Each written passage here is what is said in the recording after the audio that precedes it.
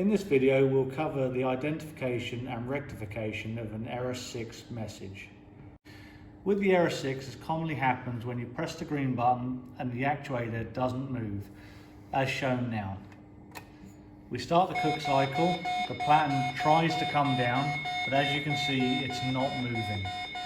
After a 40-second delay, this will then give an E6 message.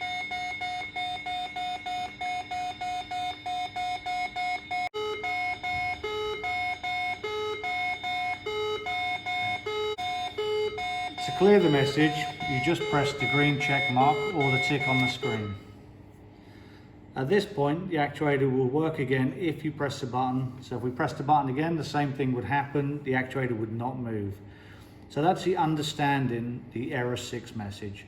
Next, we'll move on to how to identify the failed component causing the error. So now we've got confirmed the E6 error, we're going to look at the next diagnostics. You can see on the SIB we have the blue LED illuminated, which shows that the actuator is being asked to lower. You can see on my test probes, I've put them in the black and blue wire, which is the output of the board. On that connection, if we look down to the tester, we have 24 volts DC. The voltage will be between 18 to 24 volts. If we have voltage there, we know that the SIB is working as it should. The next part we need to check is that circuit after that plug, which includes the 2 kill switches and the motor itself. So what we're going to do is we're going to skip from the SIB and we're going to check the last connection on the circuit, which is the actual motor circuit. The circuit for the motor is this small 2-way plug with a black and white wire. What we're going to do is put the probe connections in the top. This way we can now check the voltage. So we've exceeded the 40 seconds, we need to start the cycle again. So we're going to press the green button and we're going to bring the platen back down again.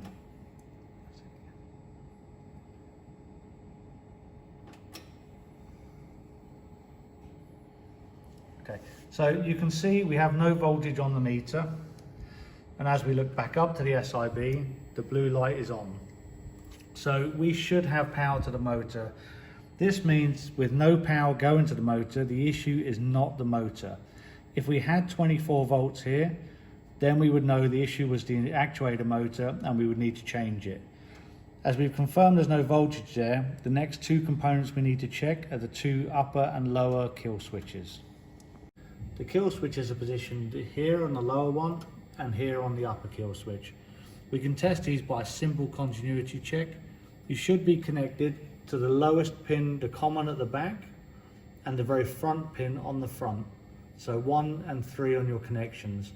On this one, we can see the wire is off, and that's what's caused the actuator not to move. Okay, each kill switch will only run or stop the motor each way. The lower kill switch, if there's a fault with that, will stop the motor coming down. The upper kill switch will stop the motor going up. So normally when there's a failure on these, you'll only get an issue in one direction. Okay. So we've fitted the loose wire back onto the kill switch. We're now going to prove our theory and ensure that everything is as we believe. We've fitted our test leads back into the Molex plug for the motor. What we're going to do is press the green button to lower the platen. At that point, we'll see the voltage on the tester will raise. We may not see 24 volts because it uses the DC as a speed variable.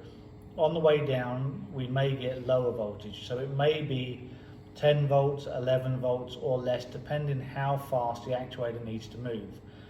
Okay, I'm now going to press the button. We'll see the voltage. Then we'll check the SIB to ensure that the movement light is on.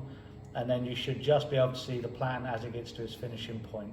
So I'm going to press the button now. We can see 17 volts, the blue LED, and the platen is moving.